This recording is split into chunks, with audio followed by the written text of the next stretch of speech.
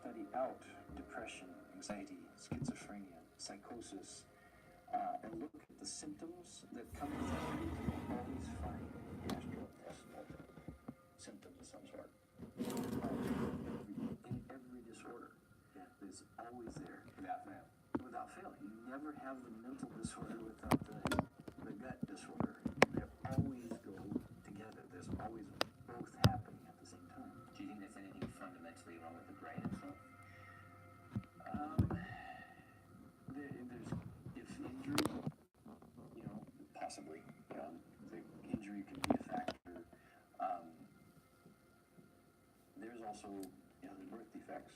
That's another possibility, But they would be known. Like they would be very, if you had a birth defect, right? That wouldn't be something that would develop when you're 20. Yeah.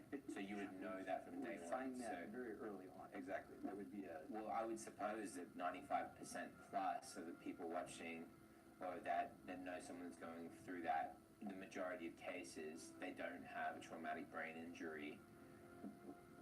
There's obviously those circumstances, but a lot of the time, the people experiencing chronic levels of mental illness due to things that there's no causative factor that they know of, right? Didn't have blunt head trauma. Yeah. Didn't,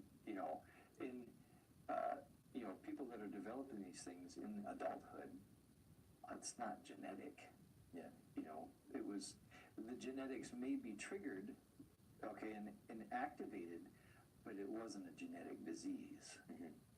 This was something that developed, and if they had the right, the right triggers in their genes for this to develop quickly, then you develop sooner than later. Yeah. But your, schizophrenia, psychosis, anxiety, depression, all of them have a gut component to them. If they have a gut disorder component to them, they're going to have a nutritional deficiency of some sort. To me, science is the real need behind what's going on. Why are these things changing? Why am I having these issues? It has to do with how do you make the neurotransmitters that cause you to be happy in the first place? Or what's not working to drive my anxiety up? Or why am I not calming down enough to go to sleep? So my own personal journey dealing with my own family, I have 4 beautiful children, an amazing wife. And when I was 40 years old, I was struggling with serious fatigue, chronic fatigue, in fact, pain, anxiety, issues of losing everything in my life. I lost everything, even my cars, back in the crash in 2008. And today I've turned around and overcome all these chronic illnesses to be able to help other people do the same thing today. In my practice today, I see many people suffering with anxiety, depression, and insomnia. And most of it has to go back to gut health. And that's our approach, is what's going on in your gut that could be creating the problems. An amazing thing that has come to light with recent scientific studies is that approximately 85 to 90% of serotonin, our feel-good neurotransmitters, are produced in the gut. When you take an antidepressant, it's working with your serotonin levels. When the doctor tells you have hormonal imbalance, this is what they're referring to. They are saying you're not producing enough serotonin. So the medical industry's solution is to create a drug which blocks the reabsorption of serotonin into the brain, called selective serotonin reuptake inhibitors, SSRIs. This allows more serotonin to be available for use. There are multiple problems with SSRIs, including possible liver damage, which could inhibit the body from being able to eliminate toxins. Another issue with SSRIs is that patients can develop a condition called tachyphylaxis, which is basically a word used to describe the body's resistance to antidepressants. So, an antidepressant may work initially, and then over time, it will stop working. There are many hypotheses for why this is, but we don't have the exact scientific explanation at this point. The consequence of this is that depression and anxiety can resurface at any time, and the patient may have to keep going back and have their medication adjusted and be constantly shifting drug protocols. This is why a more holistic solution for anxiety and depression is so much better. If lifestyle changes and supplements can boost your serotonin production in the gut, then you don't need an inhibitor to keep it from being reabsorbed. Therefore, having a healthy gut is essential to maintaining a healthy mind. That's why diseases of the mind have a correlation with diseases of the gut. What you eat is affecting your mental health. You see, what you eat has a direct effect on your gut lining. Have you been enjoying this series? Have you learned something new? Has it helped to shift your perception? Has it given you hope? Have you even started feeling better with some of the things that you've been learning and implementing over the last few hours or a few days? It's my prayer the answer is yes to all of those. And if you've enjoyed this series, then I encourage you to take the step to own this series and keep it with you, with your family, with your friends, in your own possession, so you can have it for times when you'll need it the most. By supporting this mission, you're able to support yourself, but you're also helping us to continue to get a message into the world that is saving lives from depression, anxiety, and other mental issues and conditions, as well as neurodegenerative diseases. We are thrilled to be here. We're thrilled to be making this change, but we can't do it without you. We simply can't. We're not like Big Pharma. We don't have huge pockets. So if you've enjoyed this series, if it's touched your life, take action today on owning the series for your sake and for ours also, so we can continue. I appreciate you for your consideration. By owning this series, you'll be able to rewatch episodes, perhaps watch an episode that you might have missed. You'll be able to watch the whole series again and share it with your friends and family and pass the copy of the DVDs or the transcript booklet around with family and friends. You'll also be able to join us live with question and answer calls with our doctors in the depression, anxiety, plus neurodegenerative recovery protocol. It's a fantastic live time module course that allows you to go through an experience with us to learn and develop your understandings and apply the things real time to get a real lasting transformation and get the support that you need. We've given this all away free as part of what you receive when you take action and own this series today. So it's my hope, my prayer, and encouragement for you to take action today, knowing that you're fully covered with a money-back guarantee, and we're just here for you to support you in your journey. And my wife and I will continue to create resources that touch and change lives and support you in your healing journey. Thank you so much for your consideration. Enjoy this episode. It's interesting because you ask the question as far as how is the gut and the brain potentially related, and actually they are very closely related. In fact, there are nerve connections that go directly between the brain, especially the emotional part of the brain, and the gut, and that's why you get that gut feeling, right? And what's very interesting is there's more information that's being transmitted from your gut to your brain than the other way around. So our guts do talk to us. And so what that means is, even on a subconscious level, depending on what we ingest in our food, and how we're digesting, and even the microbiome, in other words, the bacteria that reside in our gut, all of those things are going to influence how our gut is talking to our brain, whether it's sending us happy signals or whether it's sending us distress signals, which can then in turn trigger things like anxiety and irritability and dysphoria or depression. The important thing to understand about this is your brain, okay, where 80% of your central nervous system is between your ears, okay? It's in your brain.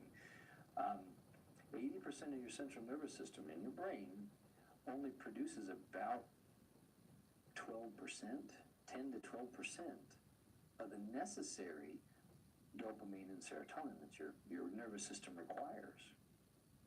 Okay? Your spinal cord produces some, but about 85% of the dopamine created and manufactured in our body is manufactured in our gut. Okay? You have 100 billion neurons in your brain. Okay? You have 200 billion neurons in your gut. Okay? And so if the gut isn't healthy, if there's leaky gut, if there's IBS, if there's SIBO, if there's acid reflux, if there's constipation, if there's diarrhea, if there's, you name it, all the gallbladder issues, okay? There's all of these different things are going to disrupt your body's capacity to produce dopamine and serotonin, okay? So if it doesn't produce dopamine correctly, you lose your drive to really do much, okay? If it's faulty, so so it's hit and miss, okay? Sometimes it produces, sometimes it doesn't. You'll almost have that manic depressive, so you'll be manic when you have too much dopamine, and then when that runs out, your supply's gone. You drop down below normal and you're depressed. So that can be a factor. And the other thing, there's eating disorders are connected to dopamine, because dopamine not only is our driving force to survive hormone, it's our satisfaction hormone. Okay, so if the only way we can get some satisfaction is by eating, we become addicted to food. Okay, and we have to find other ways to get satisfaction. We got to heal our gut so it's producing enough dopamine. Then we have in the gut, if we're not producing serotonin. Well, serotonin is what makes us happy. And so if the gut is all these gut factors, diarrhea, constipation, irritable bowel, leaky gut, SIBO, gallbladder issues, Crohn's, all of these different gut disorders, right, directly affect both the quantity and the quality of serotonin that's produced in our gut. Okay, and so think about this. You can something that happens is if our body has a dysfunctional environment in it. Okay, a dysfunctional environment would be a swollen, inflamed environment. Okay, a body that's swollen, inflamed, is going to be highly reactive. The immune system's going to be on alarm at all times. But the tissue in all of our organs, okay, in someone that's severely inflamed, the tissue in their body is going to be a rough place for things to survive properly. Okay, so things like hormones in a swollen, inflamed person can be denatured in the environment of their body. Okay, so thyroid produces all the right hormones, correct?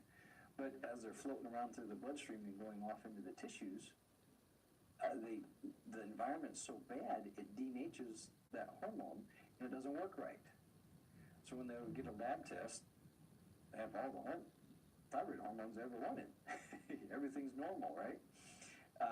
But they have every symptom you can imagine of an underactive thyroid.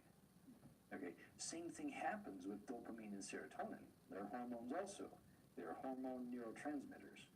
And so even if your brain is producing enough and so on and so forth, if you have a body that's inflamed, what's produced in the gut gets denatured by the time it gets to your brain.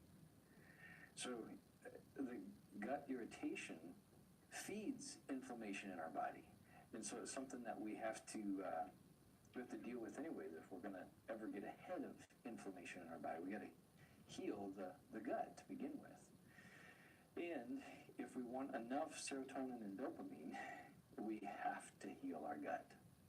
I've been talking about leaky gut for 15 years, and it now finally seems like the 100 marquee has been reached. Thank goodness. Because leaky gut is a very real problem, and when you have leaky gut, we think about our digestive system and elimination system. We think about it being part of our bodies. And it is and it isn't. It's kind of like the plumbing in our house. When you go to use the bathroom and you do your business and you flush the toilet, you don't want to see it again, right? It goes through the pipes, it exits, and it goes somewhere, wherever it goes. We don't talk about that. But it leaves the house and it's gone. Same thing with the plumbing, our digestive system in our bodies. We eat, I'm sure you eat nutritious, healthy food. It goes down the esophagus, goes to the stomach, goes in the small intestine. The good stuff is absorbed. You get the nutrients out of it, and the toxins and the waste products are voided out, and we never see it again. That's how it's supposed to be.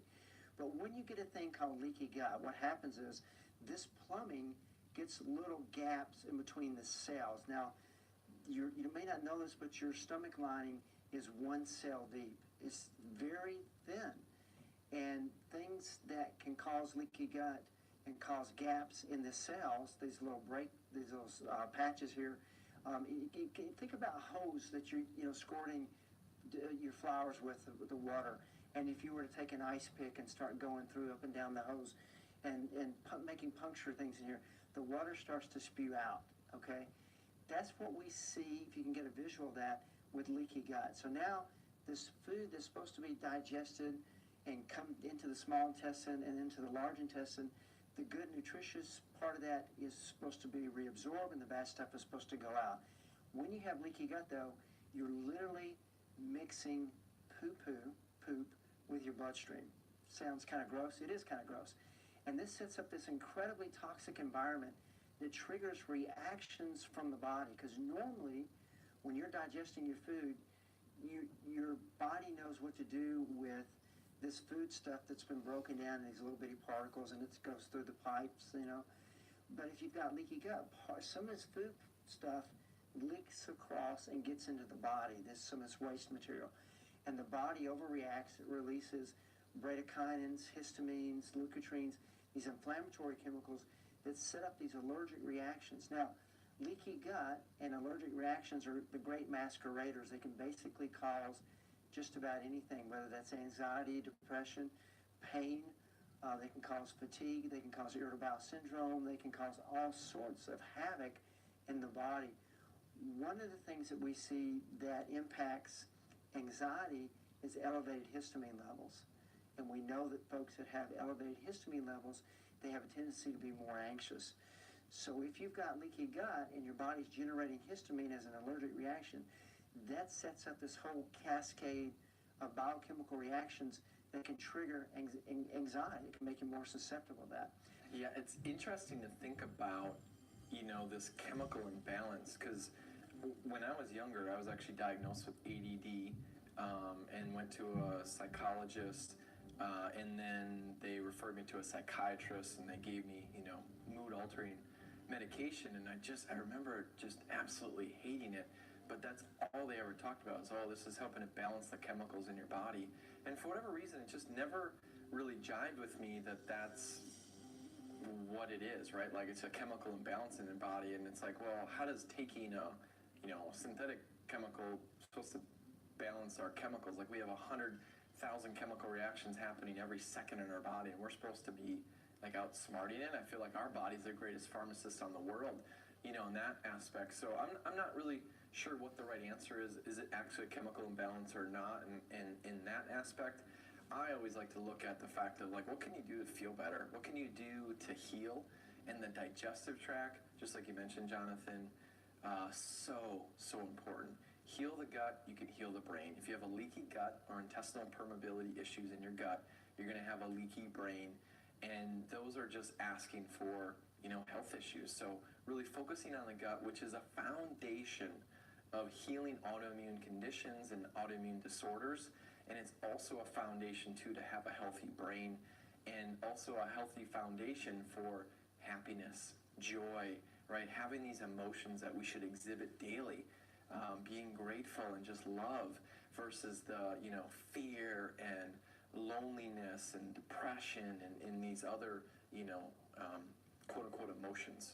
So the question that comes up is, what is causing so many gut issues in America and other Western countries?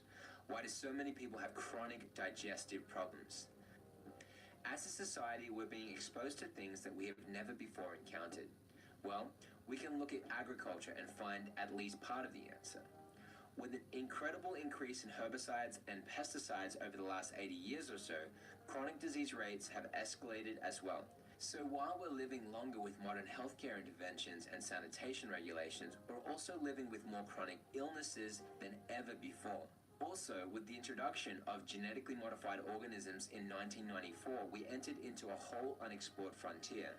Since the longest feeding safety studies conducted by companies that create GMOs are 90-day toxicology studies, we're limited in our knowledge of the long-term effects of GMOs and their potential to create birth defects and gut-related illness. We know that pesticides and herbicides play a role, but could GMOs be causing leaky gut? Could they be affecting the gut lining? Two ominous statements were actually made by GMO advocates Amanda Lang and Kevin O'Leary on their Canadian Business News television series.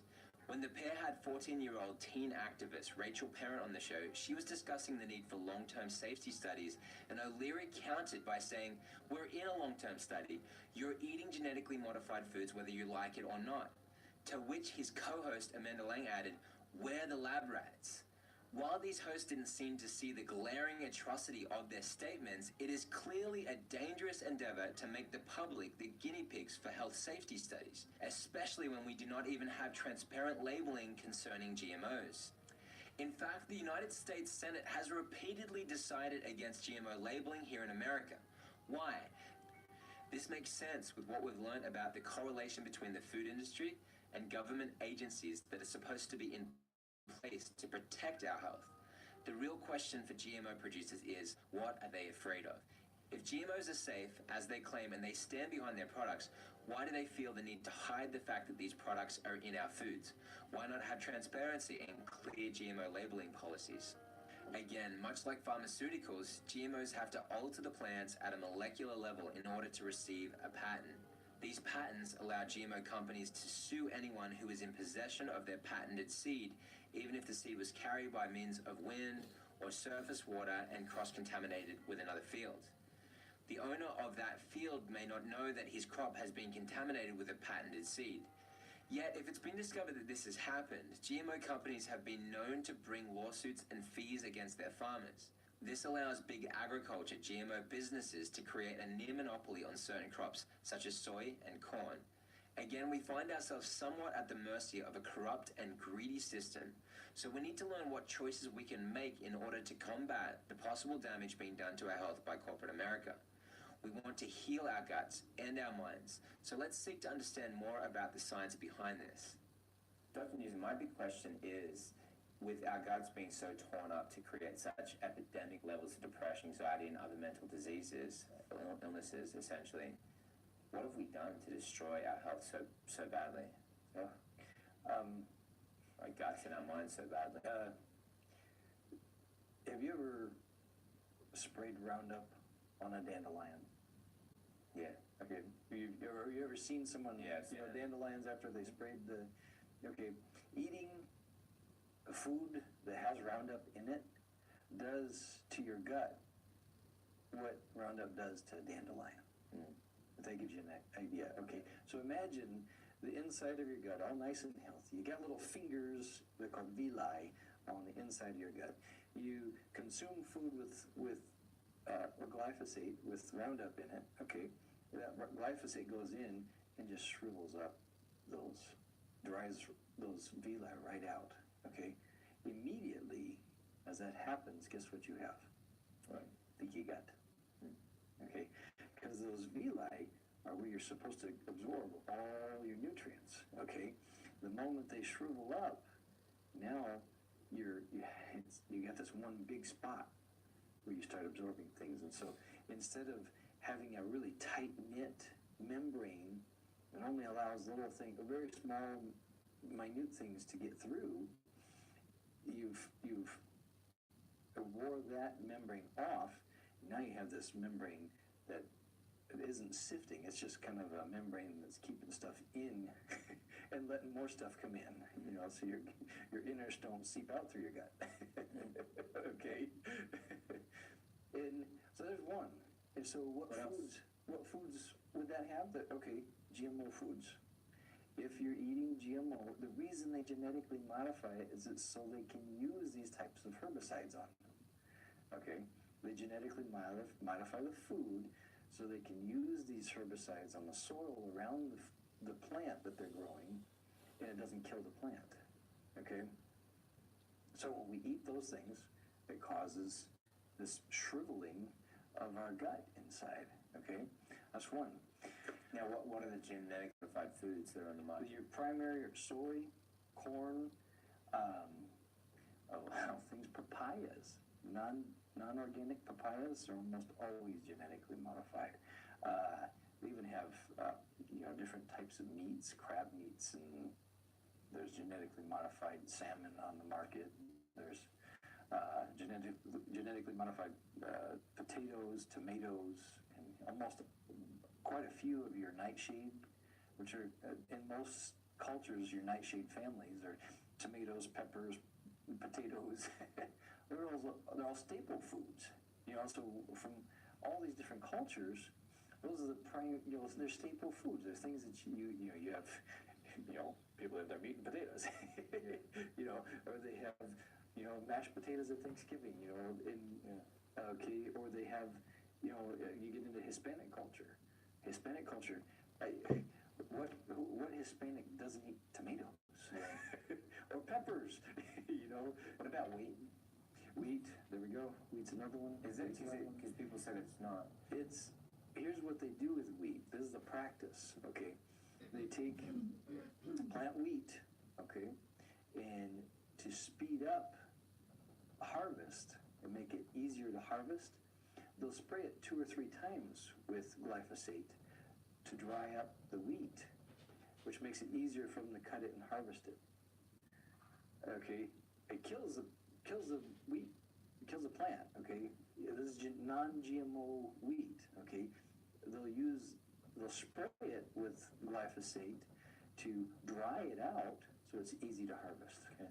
Okay, so then if you're eating non-GMO wheat and you got irritable bowel, you got all these gut issues anytime you eat wheat, was it the wheat or was it the glyphosate?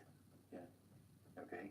So besides the antibiotics, now we've got pesticides. These pesticides are proven to kill bacteria. That's what they do. They kill fungus, they kill bacteria in your body. So they go in and they wipe out good gut bacteria as well. We'll see there's been a rise in all kinds of diseases in the 20th century just from chlorine. Chlorine wiped out a lot of diseases, but it created new diseases because chlorine also kills bacteria. Drinking chlorine all the time, breathing it in your showers, that also affects the bacteria in your body.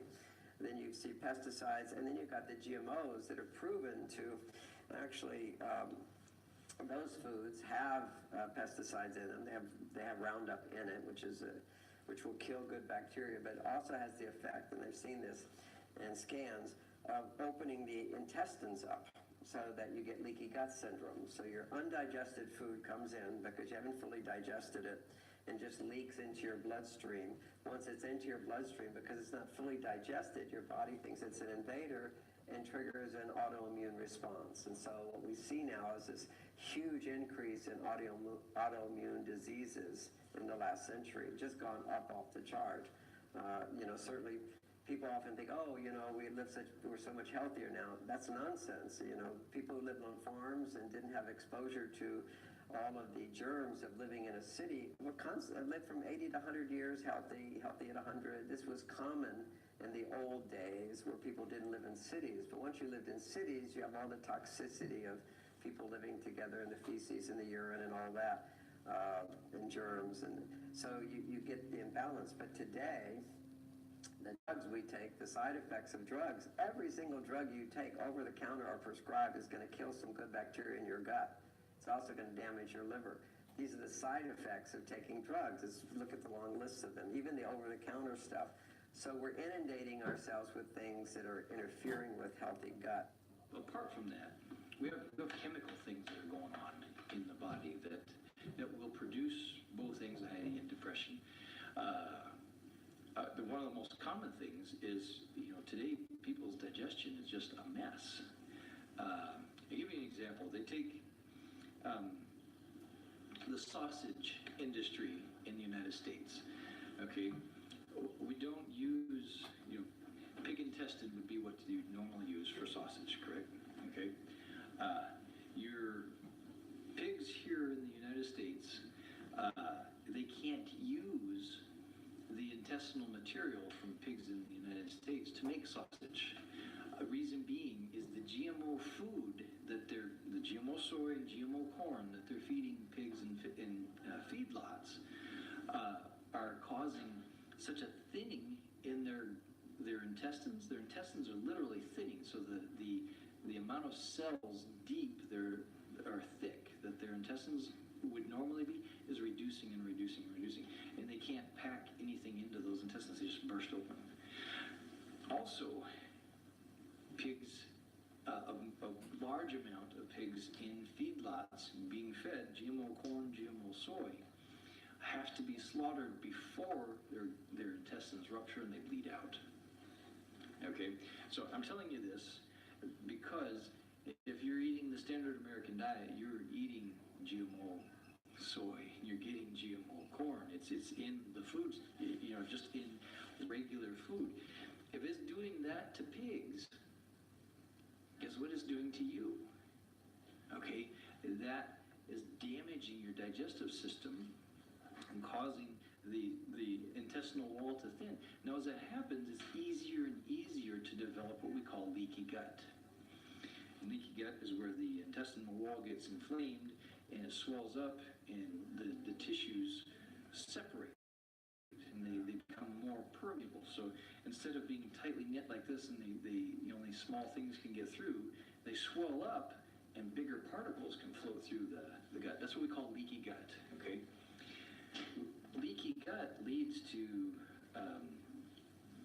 autoimmune disorders, it leads to immunodeficiency, it leads to food allergies, it leads to environmental allergies, it leads to chemical sensitivities. There's anything inflammatory, okay? Leaky gut will lead to inflammation in your body, period. So with the digestive tract being tore up and irritated the way it is, we got to remember that 85% of the serotonin and the dopamine that your body produces is produced in your gut, okay? If the gut is not healthy, an impairment in the production of those two hormones occurs. Okay, so those two hormones, their production gets messed up, and not only their production, but the consistency of the production of those hormones gets messed up, quote unquote, messed up, a real medical term here.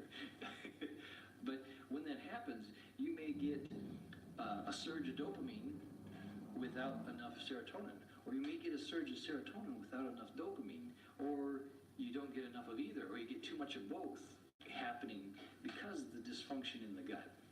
So let's be clear, genetically modified organisms. So the grain companies, Monsanto, Archer Daniels Midland, these big companies are putting pesticides and chemicals genetically, putting them in the genes of the plants so that the intent is that bugs will eat them less or die when they eat them and not reproduce. The problem with that is we're a big bug. And so we eat that, and it's toxic to us too. And so we're taking poisons in our body. If you're eating GMO, if whatever you're buying doesn't say non-GMO in it, I'll virtually guarantee you that you're eating pesticides or chemicals that are designed to kill animals, bugs or animals. And can I say it's not healthy for us? I mean, that would be a gross understatement. So when you consume a GMO, not only is it killing part of you, but it's killing off your gut biome, which is critical. You have to understand that we are parasites. The numbers vary, but it's about 10-to-1 ratio. So if there's 1 trillion of our cells, we have 10 trillion bacteria in our gut and on us. So we're actually a parasite off of their byproducts. So you want to have healthy bacteria. You take these GMO foods or you take an antibiotic and it kills off those beneficial bacteria that are making products that you need to live a healthy life. So that's where probiotics come in, trying to regenerate that. That's where I was talking about nicotinamide riboside, trying to regenerate the mitochondria, which for all intents and purposes are intracellular bacteria. So antibiotics are great if you have a life-threatening bacterial infection, but as physicians, we tend to just pass those out like candy. More of a pacifier a lot of times because, okay, this will just run its course, but mother brought kid in and she needs to be reinforced that she needs to come to the doctor and she wants to leave with something, so let's just write an antibiotic. And that's disastrous health care and has been devastating to us physically, to our gut biome, because then you don't get immunity. We clearly know that now. If we intervene with an antibiotic, your body doesn't create immunity to that bacteria, that virus. So these are not healthy things for us to be taking on a regular basis. When we're talking about GMOs, we need to understand what they are. Some people think it means God move over, but GMO actually means genetically modified organism. And GMOs have been promoted as a solution to world hunger, that they would lead to more drought-resistant crops and bigger yields, that they would lead to better nutrition and flavor and less pesticide consumption. But in reality, they haven't accomplished any of those things. What the vast majority of the GMOs on the market today have done is one or both of two things. Number one, they are pesticide producers, which means they produce the insecticide Bt in every cell of the plant. So if certain bugs take a bite, their stomachs split open and they die. Number two is that they are herbicide resistant, which means you can spray them with Roundup or 2,4-D or certain other toxic herbicides, and they'll kill the weeds, but they won't kill the plant that we're growing. So now we are eating plants that are living pesticide factories. They produce pesticide in every cell of the plant, and we're eating plants that have been sprayed with herbicides. Now, Roundup is a probable carcinogen. The state of California declares that it is known to cause cancer. It's linked to a lot of non-Hodgkin's lymphoma and other cancer cases, and it's also an endocrine disruptor, and it's an antibiotic. Monsanto actually patented it as an antibiotic. So we know that it can impact gut bacteria. We are now eating large amounts of glyphosate. In the United States alone, we spray about 300 million pounds of it on our crops every year, about a pound for every American. And that's going directly on the food that we're eating. So what's the impact of all this glyphosate? Well, we don't exactly know, because we're all kind of like guinea pigs in an uncontrolled mass experiment. But we do know that since glyphosate, which is the active ingredient in Roundup, has been being sprayed on our croplands, we've seen a dramatic rise in rates of depression, as well as autism and ADHD, and all sorts of other health problems that we're facing today. Now, we've also seen a big rise in the Chinese GDP and all kinds of other metrics. Correlation doesn't equal causation, but when you see a correlation this strong, and you recognize that there is a lot of data showing that this herbicide could be toxic to human beings, then you've got to wonder, is there a connection? And I, for one, want to steer clear of the foods that have been sprayed with glyphosate, because I don't want to eat that stuff. So how do you avoid it? If you want to steer clear of glyphosate and GMOs in general, go organic is the best way to go, because certified organic foods are non-GMO and are not sprayed with glyphosate. You can get foods that are certified non-GMO, and in the case of corn, soy, cotton, which is used for cottonseed oil, canola, and sugar, specifically sugar beets, you can, those are the crops that you want to particularly avoid if you're wanting to avoid GMOs. But glyphosate and Roundup are being used as a desiccant now on particularly the wheat harvest, but also barley and oats and a few other crops, staple crops, cereal crops on a large scale, to dry out the crop before harvest. So with all of those crops, if you want to avoid glyphosate, you now have to go organic. Another part of the puzzle of what may be causing the rise in gut-related illnesses is the increased use of antibiotics. This problem goes beyond what is prescribed to people by their doctor, since farm animals are dosed with high levels of antibiotics from birth. The runoff from these farms, where these animals are often housed, often create contaminants in our water sources. So the water we drink may contain antibiotics without us even realizing it. So if we're eating meat and dairy and also consuming contaminated water, we are taking in antibiotics without even knowing it. So what's the harm in this? Don't antibiotics save lives? Well, the original discovery of antibiotics was groundbreaking, and it did help curb many infections that would have otherwise been known to kill people at the time. However, poor sanitation was also to blame, and simple sanitation laws have helped to quell many of these infections.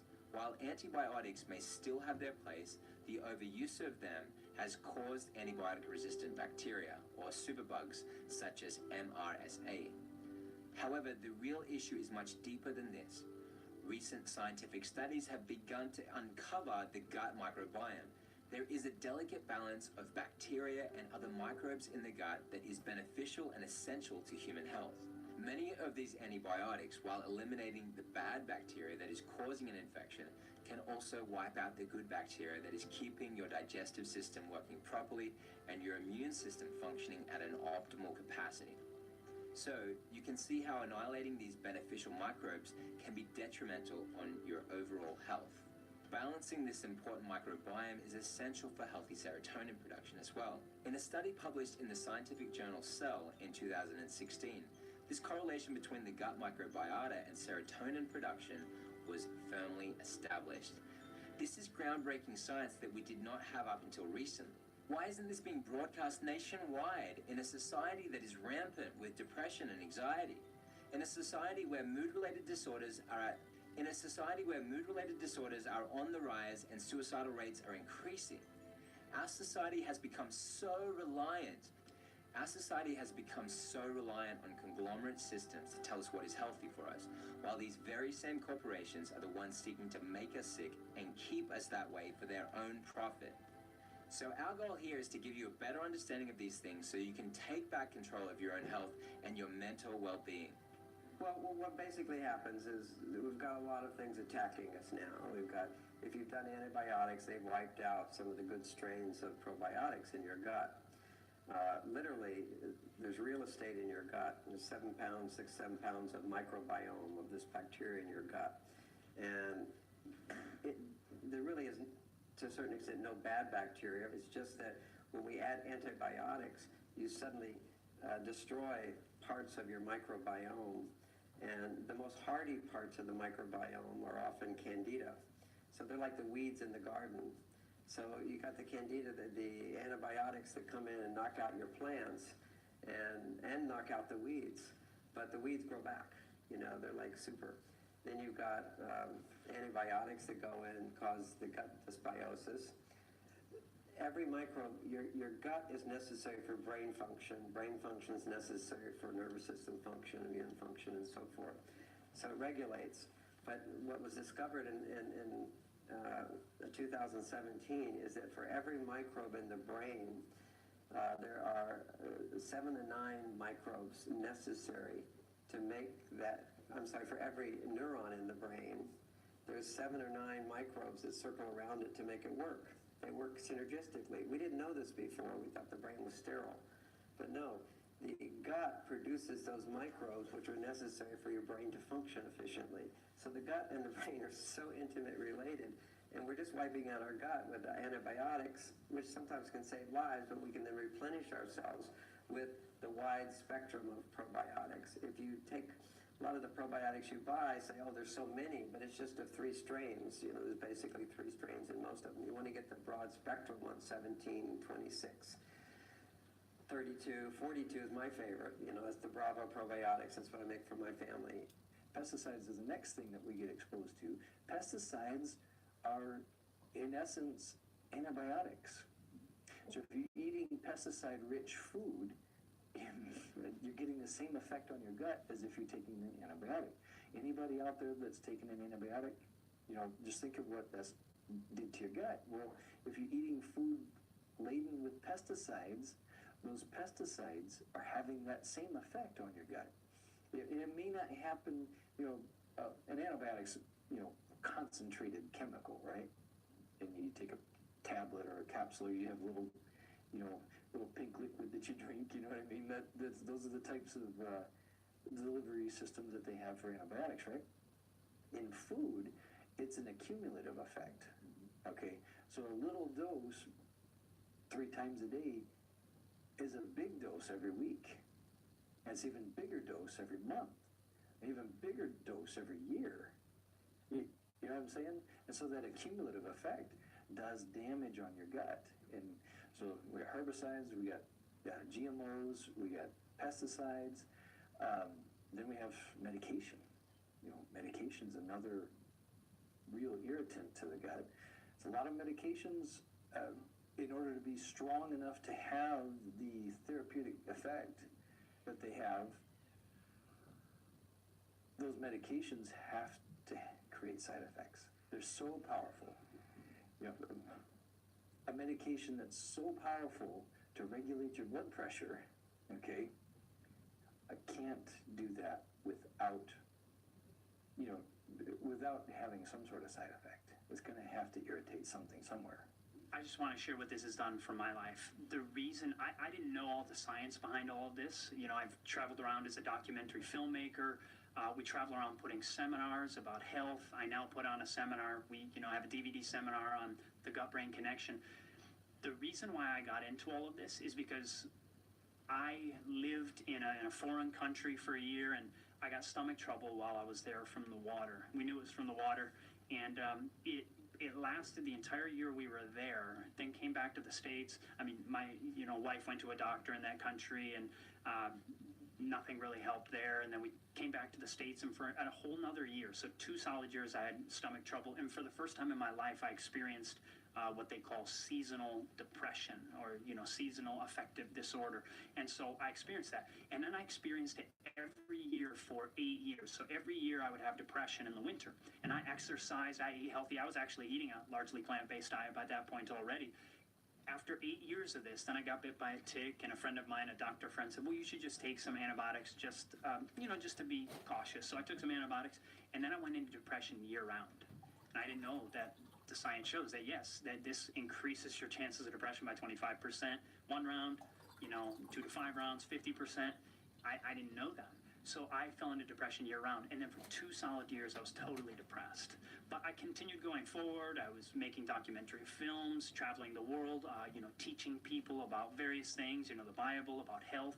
And, as far as I had tons of energy, I exercised all the time, I, drank adequate amounts of water, and all of these things.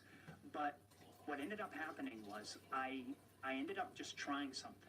And I went to a biblical plant-based diet like Adam and Eve were on, and so I was actually eating a lot of fruit, and I didn't know the science behind it at that point. I just tried it, and as I tried it, within 2 weeks, and the interesting thing was, I started about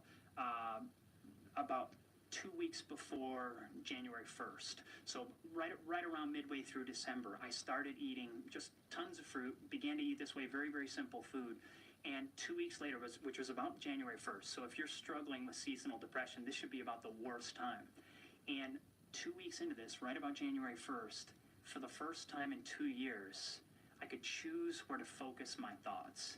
Because many times when someone's depressed, they have these constant repetitive or negative or guilty thoughts, and I was having this over and over and over. I'd wake up every morning, my very first thought would just be a depressing thought. You just hope you'd wake up one morning with that not the case. But then after 2 weeks of eating this way, eating significant amounts, many pieces of fruit, many pieces of vegetables after a while, first I just started with fruit, the depression began to subside within 2 weeks, and it has been such a blessing for me. I've had the opportunity to travel the world now teaching people on this. We teach it in a seminar.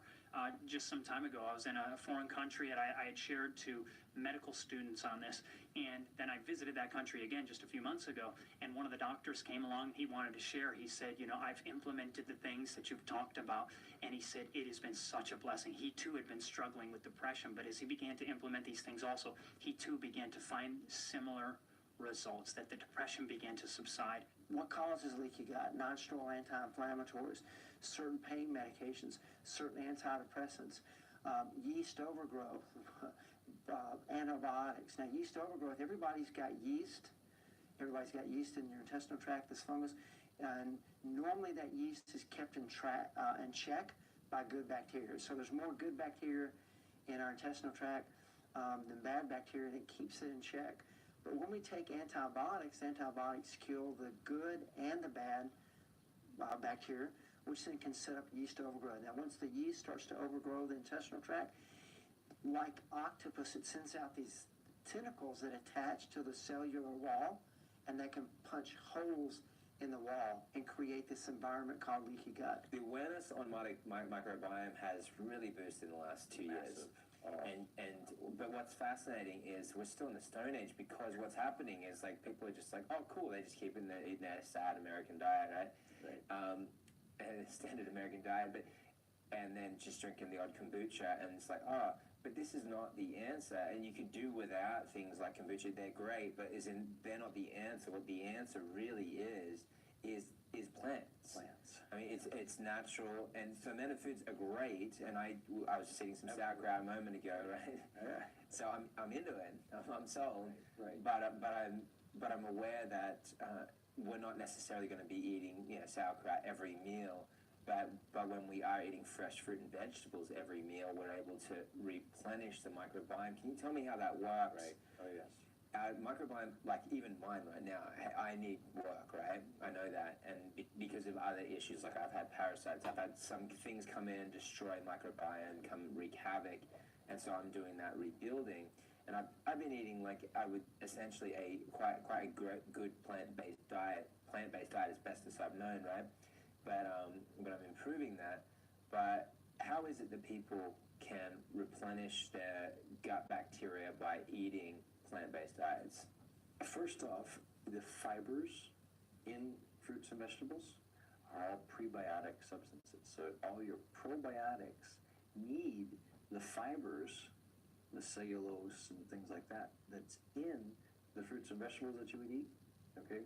That's food for your good bugs, okay? That's what they eat. And so if you're not, okay, say you're taking, you're eating a standard American diet, but you're taking a probiotic every day. What you're doing is taking troops and sending them, to Mars without spacesuits. Okay? You're sending them into a hostile environment that's going to kill them as soon as they get there. Okay? And some people will actually have problems taking, they take a probiotic and it makes them not feel well. Okay? Or they'll eat fermented food and they don't feel well. Okay? That's what's happening in those cases most often is that you're not introducing enough troops, and so they go down and there's just enough of them to start a ruckus, and the other bugs down there destroy everything, and so what happens, you get this upset stomach and you get all irritated. It's because there's a ruckus going on down there. Okay? And so your probiotics aren't doing what you need them to do because they have no food. Okay? If you're eating the standard American diet, doesn't have fruits and vegetables in it.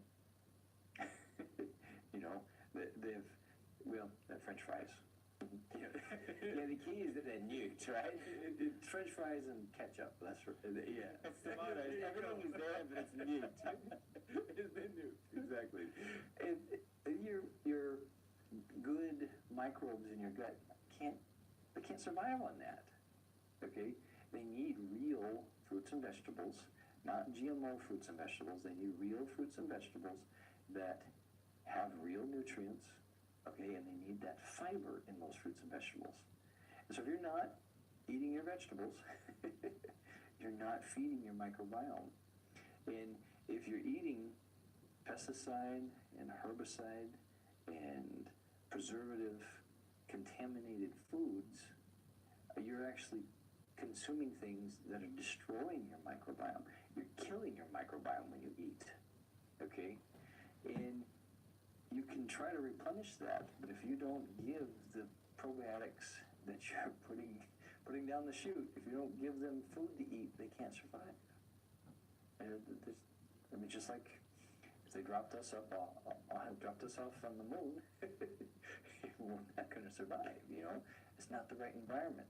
So without a nurtured, a nourishing environment, you can take all the probiotics you want, but they're not going to give you a whole lot of benefit.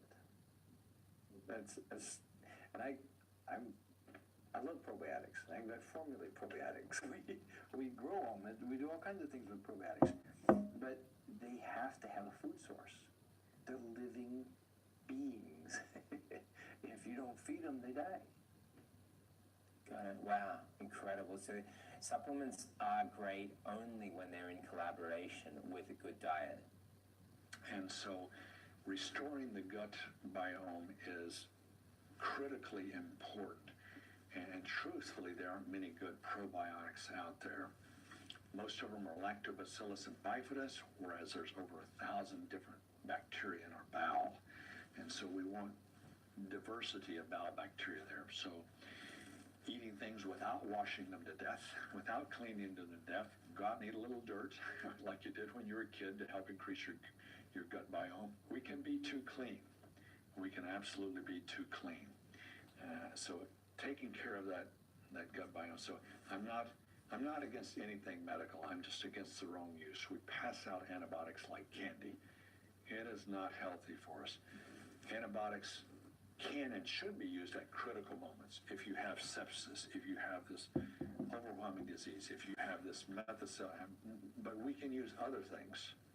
We can use ozone, we can use hydrogen peroxide, we can use natural herbal agents that kill bacteria, oregano. There's a lot of great herbs that help kill. We can use silver.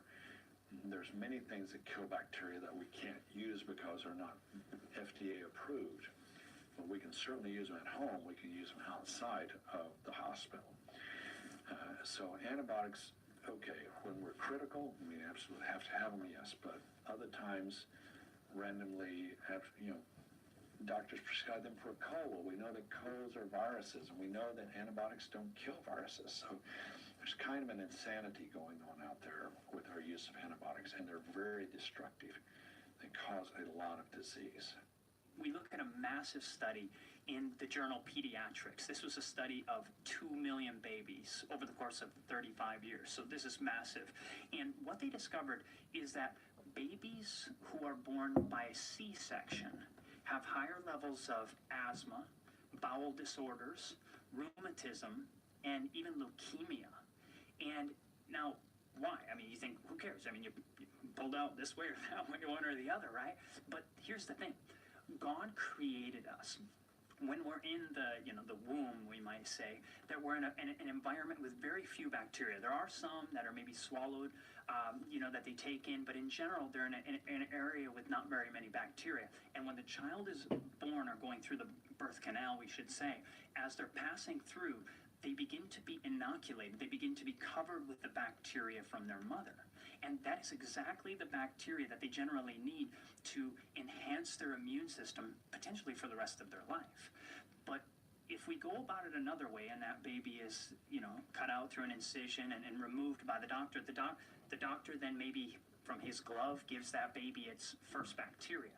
Other bacteria maybe begins to come from the hospital around them, and just guess which one, or guess which bacteria would be better for that baby. And you can quite imagine it's that which came from its mother.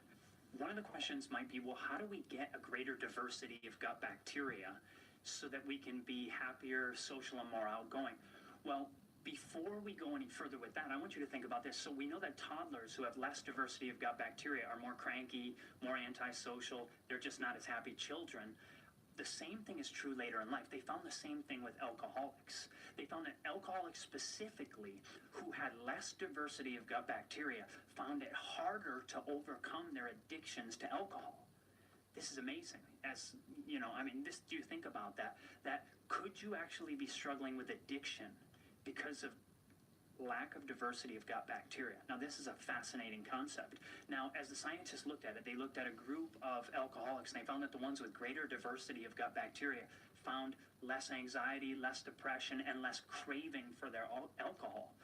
So we might want to ask them, how can I get more good bacteria in my gut? The idea is, I could just kill it off with a bunch of antibiotics. What's fascinating about that is every time you take a round of antibiotics, you go to the doctor and they say, go through this round of antibiotics. It'll take you, 2 weeks, 10 days, whatever it is. That's a round of antibiotics.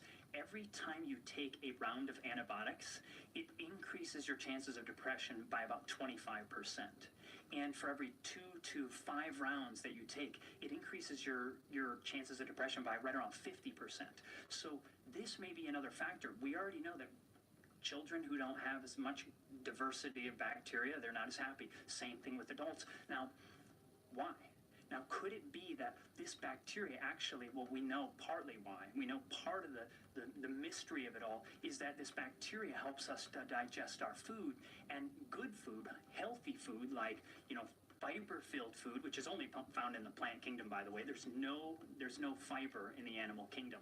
But when you eat plant-based foods, you get bacteria. Your body can't digest this fiber.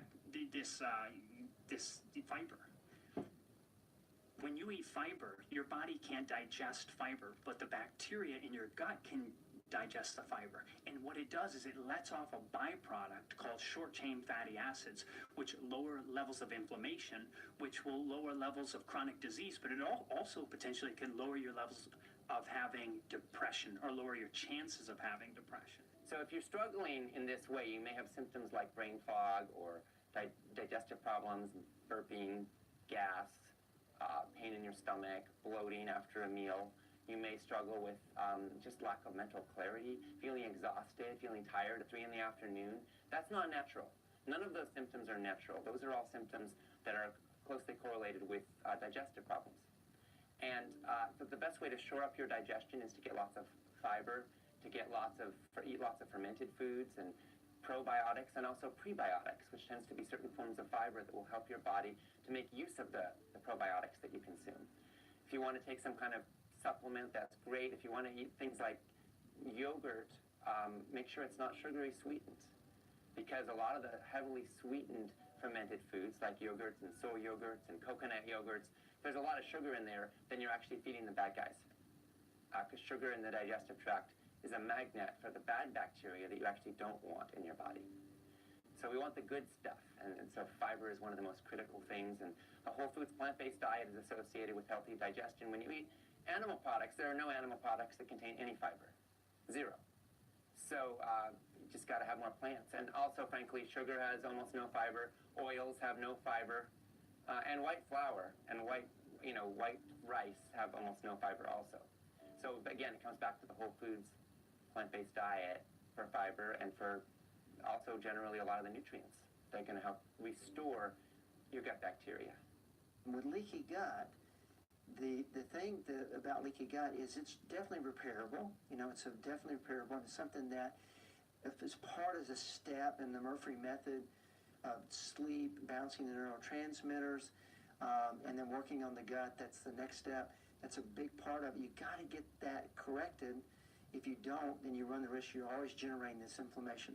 Inflammation is the driver for everything, whether that's cancer, heart disease, Alzheimer's disease. It doesn't matter what it is, pain, anxiety, depression, brain on fire. It doesn't matter when you're generating this inflammation. And a lot of people that I encounter that have problems with their GI system or have food allergies, once we start to fix the leaky gut, their food allergies, and I work with people that literally get down there, all they can eat is rice.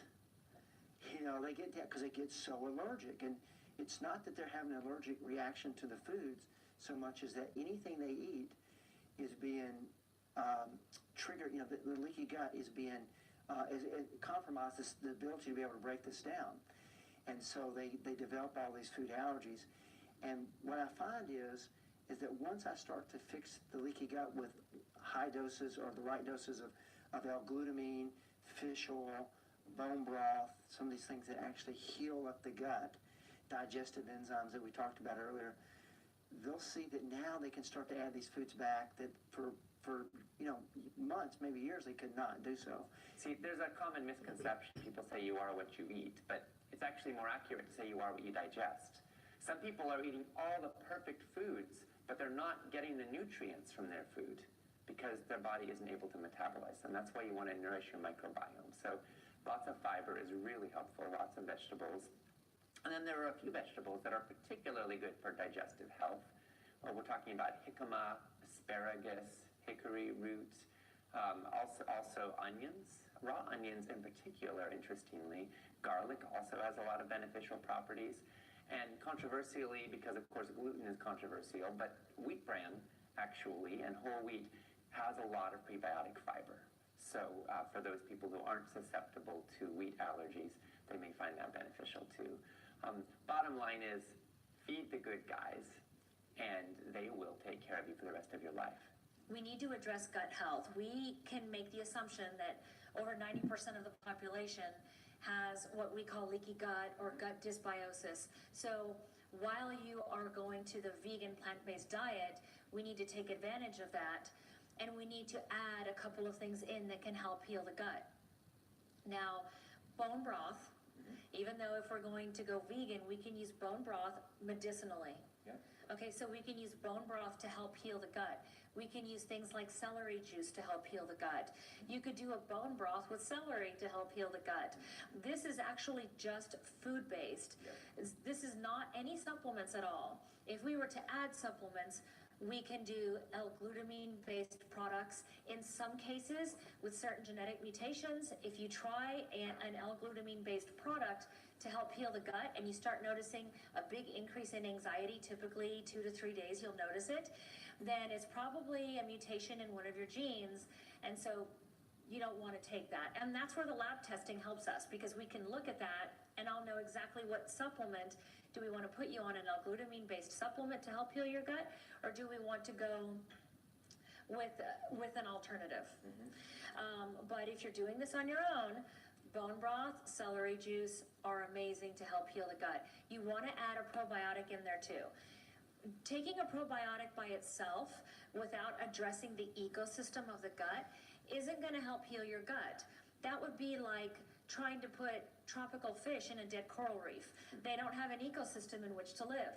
So you've got to rebuild the coral reef so that then so that the tropical fish and all of the life that belongs in the coral reef will have a place to live. And it's much the same with the gut. So when you're doing the bone broth and the celery juices or the L-glutamine products, that is going to help heal the gut. And then when you re-inoculate with the healthy bacteria, they actually have a place to live, and you'll actually start to feel the benefits.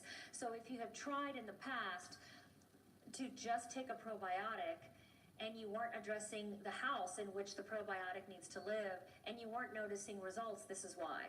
Perfect, thank you. No, I love that. And I was just thinking as well, from some of the things that we've been looking at, bone broth can be helpful, and we looked at even people doing potato and carrot broth, which seem to have some impact. So that was very interesting to me. I'm yet to see some people test it and tell me what kind of results they can get with it. In the functional medicine world and in the healing the gut world, so much attention is brought to pounding down probiotics, eating fermented foods, all these things to get good bacteria in. But if you think about it, okay, let's say I have bad bacteria and I have good bacteria, and it's just not in balance. And I'm going to pound probiotics, I'm going to take fermented foods, and I'm going to try to increase it. Well, we still have the bad there. And there's only so much real estate in the digestive tract. So one of the groundbreaking things that I figured out clinically was, okay, before we start putting bacteria into our body, what if we starve all the bacteria down, right? So we take the bad down, we starve the squatters down, we take even the good down, which maybe sounds a little worrisome right away here, but we starve all the bacteria down, and then we can then put good bacteria, fermented foods, and other things in, and now look at this ratio, right? So instead of just having kind of this ratio, now we can get more of this ratio. And what I've seen clinically, at least, people get healthier because of that. So when we're looking at protocols, like what can you do right now, we can start starving bacteria down. You can fast. You could fast just water fast. Any type of fasting is going to starve bacteria down because it's not going to feed them. Pretty much most foods are going to feed bacteria to some degree. And then, of course, there's other gut issues like SIBO, S-I-B-O. Some people pronounce it SIBO, but small intestinal bacterial overgrowth, where there's bacteria where it shouldn't be in the tract. And really the key with that as well is starving the bacteria down in the small intestine and then, re-inoculating in the large intestine where the majority of bacteria is. So one of the good tools, though, is, if you're vegetarian or vegan, there's mineral broths. Just recently heard about like a potato broth as well, too. So I think there's many options in that category, but for some type of broth will actually help to starve all the bacteria down. It'll give you some minerals, where you don't become electrolyte deficient or anything like that. But then I also like to kind of pair up taking some type of like antimicrobial herbs, antimicrobial or antiviral, antibacterial, antifungal, because you want to kind of hit the whole category, right? Taking all the biomes down, and then let's eat some fermented foods. And if you have histamine issues or like mast cell activation, then maybe, fermented like raw sauerkraut or kimchi or, like a kefir, might not be the best for you, and then maybe more probiotics. But there's tons of bacteria in foods like just a ton of them. So consuming fermented foods, taking probiotics is really a good way to then add that to that. And if there's any other problems, the missing link that I missed for years, even doing the starve bacteria down and then putting good stuff in, was parasites. So if you have loose stools, stomach rolls a lot, don't forget about the parasites. So what can create the problem with anxiety and depression? One of those things is parasites. That's right, parasites. Can you believe that? I didn't believe that before. But as I personally went through this journey, I have found it many times with not only myself, but plenty of other people. Gut health is related to brain health and happiness. So let's discuss a few things about parasites. One of the things is ammonia. Ammonia is a byproduct of parasites, which can cause brain fog, can cause depression and anxiety, even affect your sleep at night.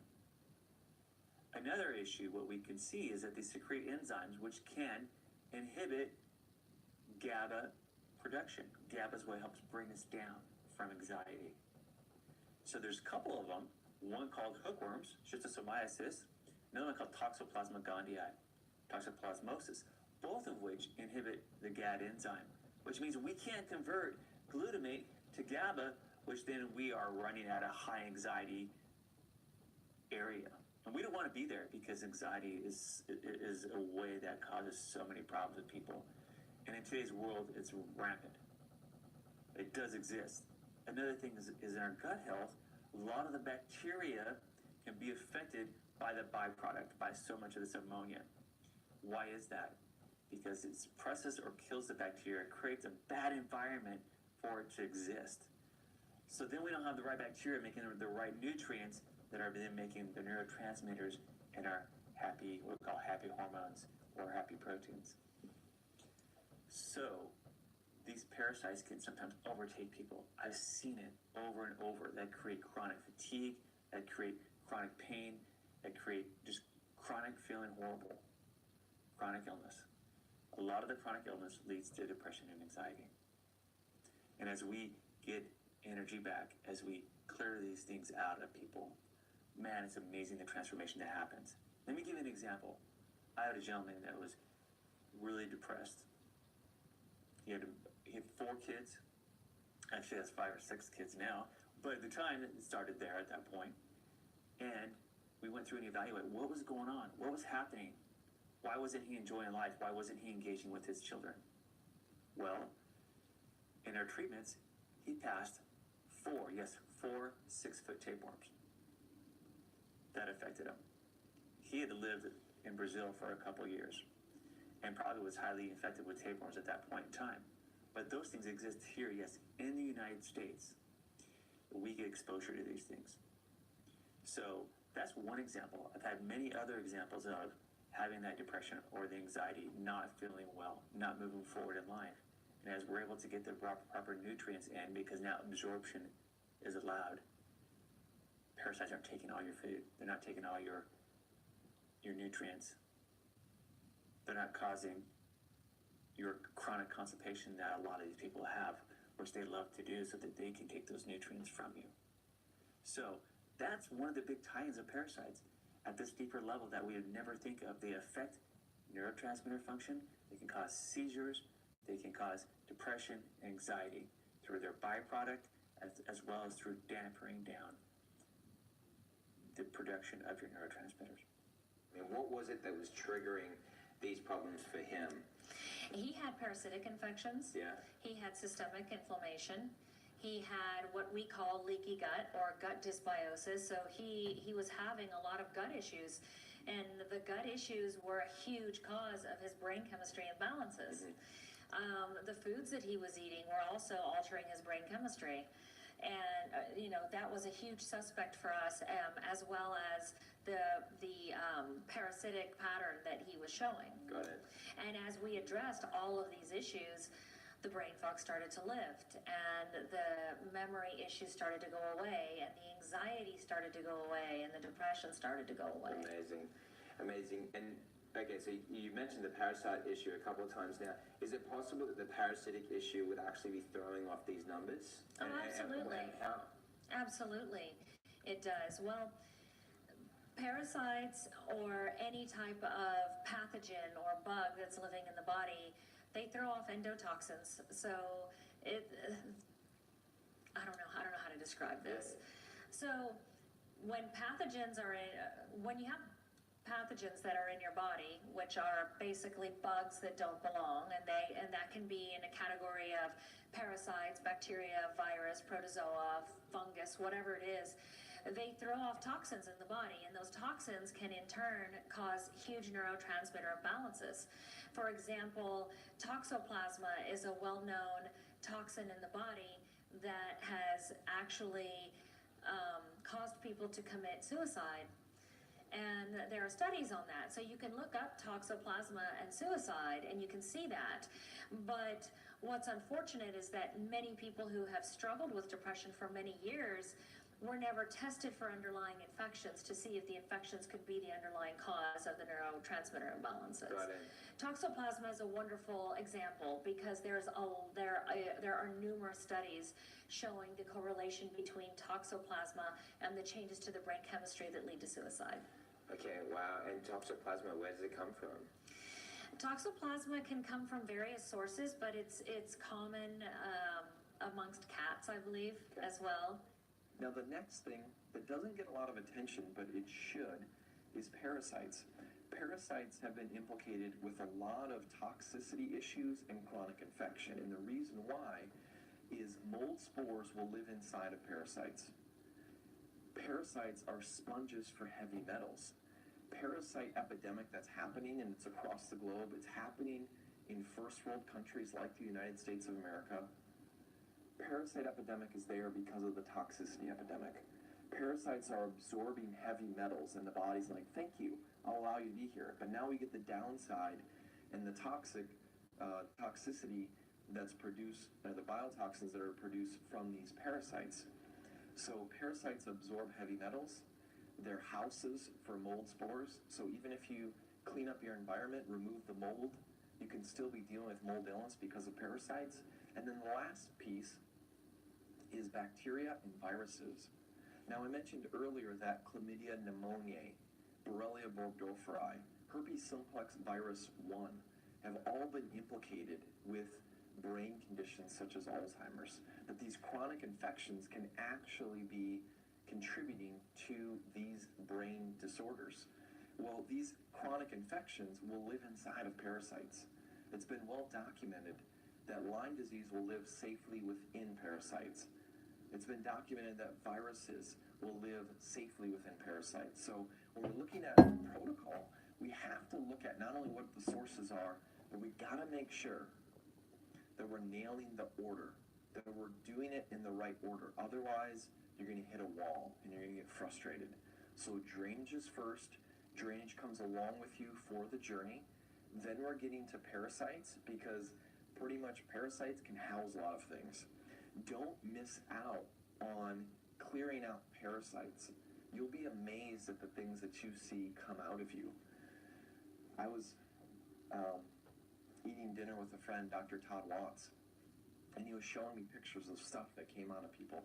And I'm like, what is that?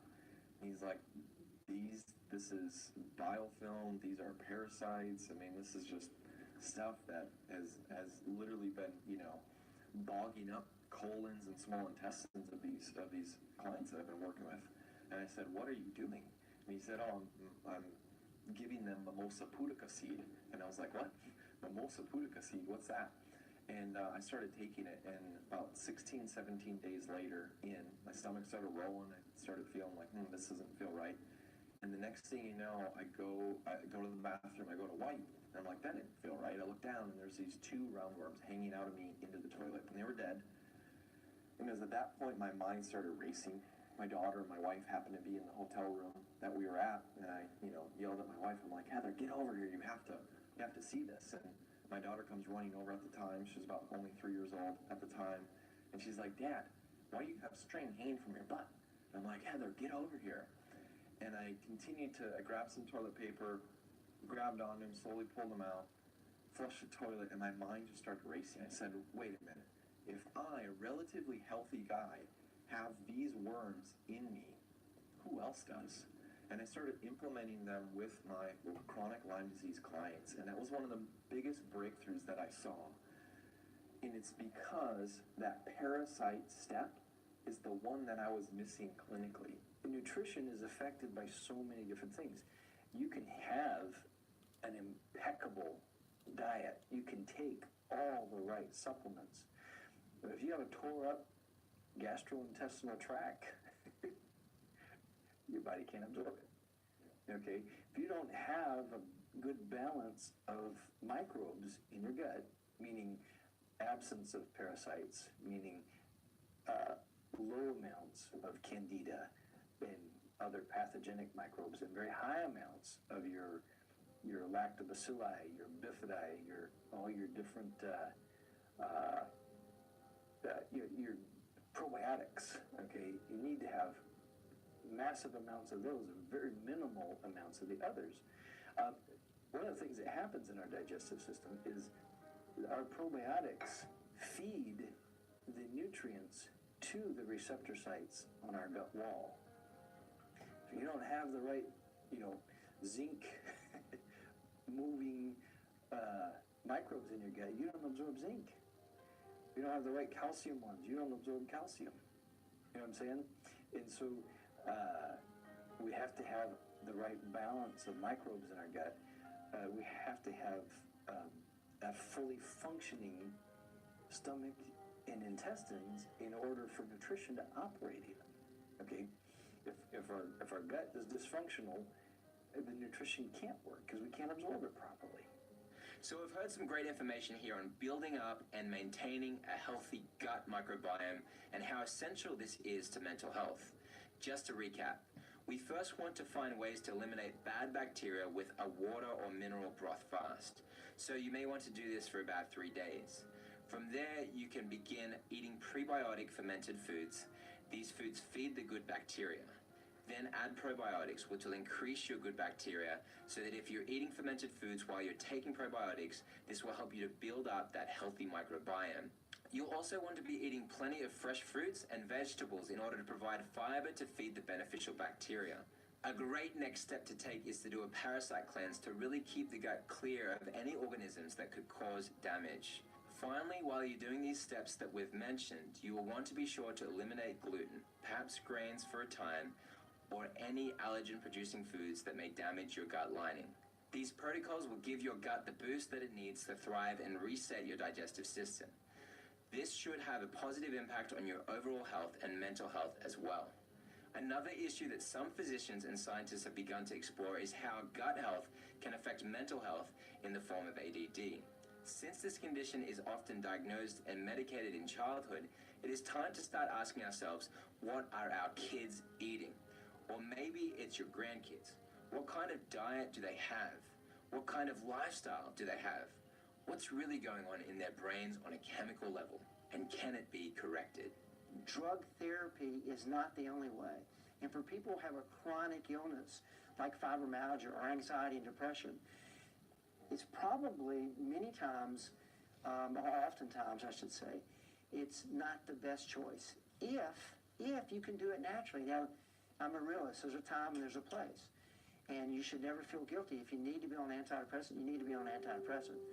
But if you've not explored working with somebody that's really knowledgeable about helping you overcome your health issues and doing it naturally, then I think you owe it to yourself to give that a try.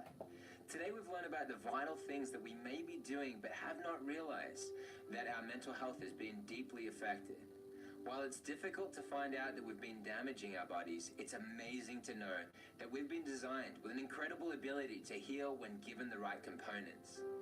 Our habits often become ingrained and we may feel that there are obstacles in our path, but it's never too late to make the changes. Our brains are very plastic, and as we've talked about, they do have an ability to transform and to heal if we take the time to follow the right steps and choose the right foods and keep a healthy gut, to take the supplements and minerals needed for nutrition, and to keep our brains active with real-world activities and less screen time.